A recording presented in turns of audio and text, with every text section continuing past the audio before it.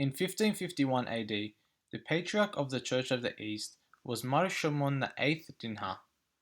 The Church of the East had become heavily divided. Traditionally, the Church of the East Patriarchs was passed down in a hereditary line, usually from uncle to nephew. The concept of hereditary succession, however, drew fierce opposition during the Middle Ages. Mar Yohanan Salaka, a monk from the monastery of Rabban Humuz at Al-Kosh, attempted to put an end to this hereditary succession. Mar Salaka was persuaded by influential families and Roman Catholic missionaries to go to Rome and submit himself before the Pope, so that he could be consecrated as an imponent patriarch. In 1552 AD, Mar Salaka travelled to Rome, where he submits himself before Pope Julius III. It was here where Mar Salaka sealed the union with the Roman Catholic Church as the Patriarch of the Assyrians and the spiritual head of the Church of the Eastern Assyrians. In 1555 AD, Mar Salaka returns to Assyria and establishes his patriarch in Amid. The followers of Mar Shimon VIII Dinha sent a petition to Hassan Bek, an Ottoman government official, to investigate Mar Salaka. Mar Salaka was arrested, tortured, strangled, and his body was put into a sack and thrown into a river. Mar Salaka was succeeded by Mar Abdishul IV Marun. Mar Abdishul sealed the union with Pope Pius IV as Patriarch of the Eastern Assyrians. In 1607 AD, the Church of the East Patriarch line, who identified themselves as Mar Ilia, strived to end the rivalry with the Roman Catholic Church.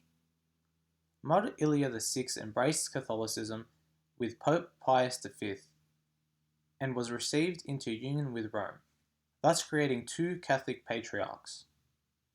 In 1662 AD, the Mar Salaka line of patriarchs eventually renounced Catholicism and returned to the Church of the East.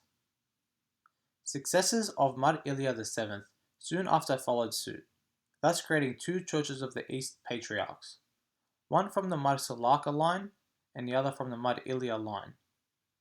In 1681 AD, the Roman Catholic Church managed to win over Mar Yosef I, Archbishop of Amid, who withdrew his loyalty from the Mar Ilia line, and was granted the title of Patriarch, without specifying of where or of whom, by Pope Innocent XI.